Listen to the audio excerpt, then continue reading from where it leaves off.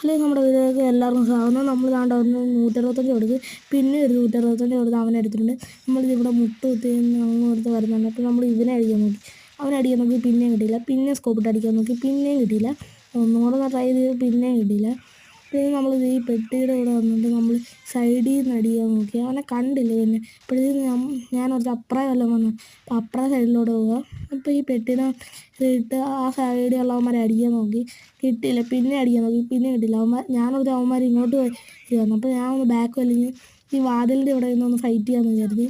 അപ്പോൾ ആ ചുമ്മാ ഒന്ന് അടിച്ചു, എന്തോ അവിടെ നിൽക്കുന്നല്ലോ തോന്നിയപ്പോൾ.